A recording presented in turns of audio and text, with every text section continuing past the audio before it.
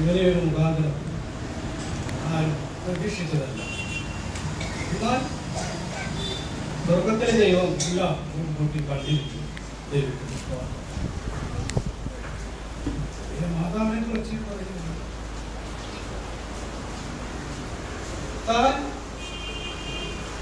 പറയുകയാണെങ്കിൽ, തന്നെ കുറിച്ച് പറയുകയാണെങ്കിൽ, തനിക്ക് പരാതിയില്ലാത്ത ഒരു ജീവിതമാണ് പ്രിയപ്പെട്ടവരുടെ പറയുകയാണ്. എന്ത് കാര്യത്തിനും തനിക്ക് പരാതിയില്ല. എനിക്ക് അത് ആവശ്യമാണ് എന്നുള്ള ആഗ്രഹം, വാശി ഇല്ല. എന്നാൽ കിട്ടുന്നത് കൊണ്ട് തൃപ്തിപ്പെടുന്ന ഒരു ജീവിതം.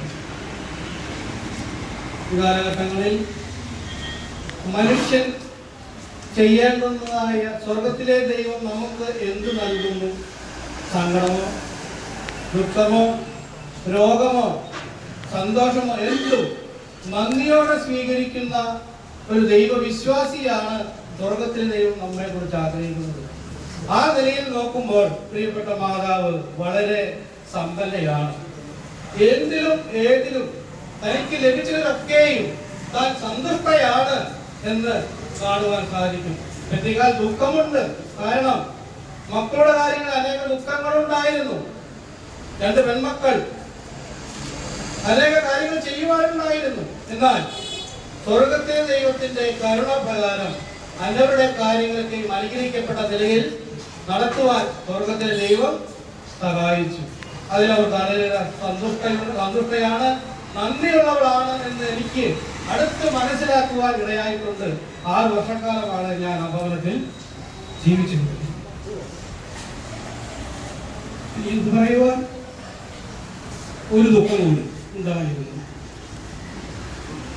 ഞങ്ങൾക്കുമുണ്ട് ആ ദുഃഖം, ഞങ്ങളുടെ ബന്ധുമിത്രാദികൾക്കുമുണ്ട് ആ ദുഃഖം, സ്ഥലസഭയ്ക്കുമുണ്ട് ദുഃഖം. എന്നാൽ ഈ ലോകത്തിൽ നശിച്ചു പോകുന്നവരുടെ കൂട്ടത്തിലാകാതെ വണ്ണം പിതാവ് ദൈവത്തിന്റെ മകനായി തീരണം. അതായിരുന്നു ഏറ്റവും വലിയ ദുഃഖം. പിതാവ് ജീവനോടെ ഇരിക്കുന്നു. ഇതൊരു മുഖാന്തരമായി തീരുവാൻ ഞങ്ങൾ പ്രാർത്ഥിക്കുന്നു. അനേകർക്ക് അത് വെളിച്ചമായി തീരുവാൻ നമ്മളെ ഈ ഭൂമിയിലാക്കി വെച്ചിരിക്കുന്നത് ജ്യോതിഷുകൾ പോലെ തിളങ്ങുവാനാണ്, പ്രകാശിക്കുവാനാണ്. അപ്പോൾ പിതാവ് നമ്മളെ കണ്ട് തന്റെ ഭാര്യയെ ഇനി ഞാൻ എവിടെ കാണും?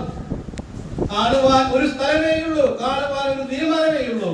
സ്വർഗത്തിൽ കാണുവാൻ താൻ ഇപ്പോഴുള്ള അവസ്ഥയിൽ നിന്ന് മാറി ദൈവത്തിന്റെ മകനായി തീരുക എന്നുള്ള തീരുമാനത്തിലെത്തിയാൽ തനിക്ക് തന്റെ ഭാര്യയെ കാണുവാൻ സാധിക്കും.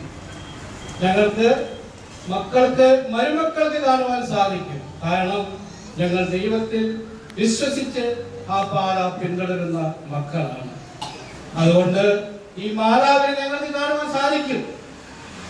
ഉറപ്പുണ്ട്, ഞങ്ങൾക്ക് ധൈര്യമുണ്ട്, ഞങ്ങൾക്ക് പ്രത്യാശയുണ്ട്.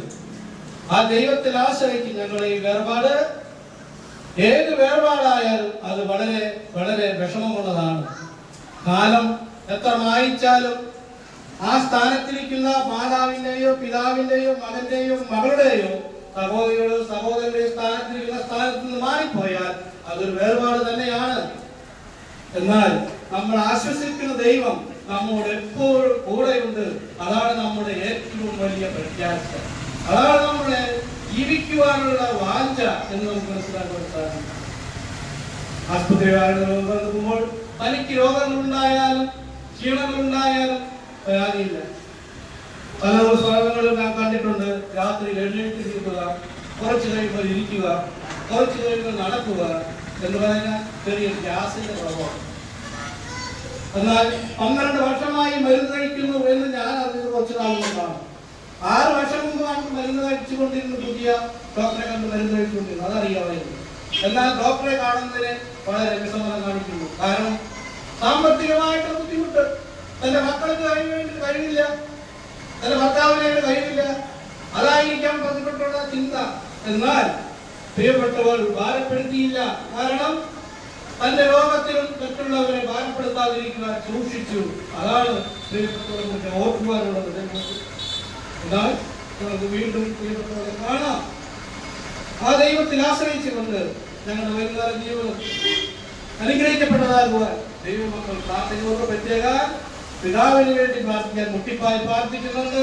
അടിയുടെ സഭ പ്രാർത്ഥിക്കുന്നുണ്ട്, ഈ സഭ പ്രാർത്ഥിക്കുന്നുണ്ട്, ചില സംഘടനകൾ പ്രവർത്തിക്കുന്നുണ്ട്, എല്ലാവരും പ്രാർത്ഥിക്കുന്നുണ്ട്. എന്നാൽ ദൈവം പ്രവർത്തിക്കാതെ ഒന്നും സംഭവിക്കുന്നു.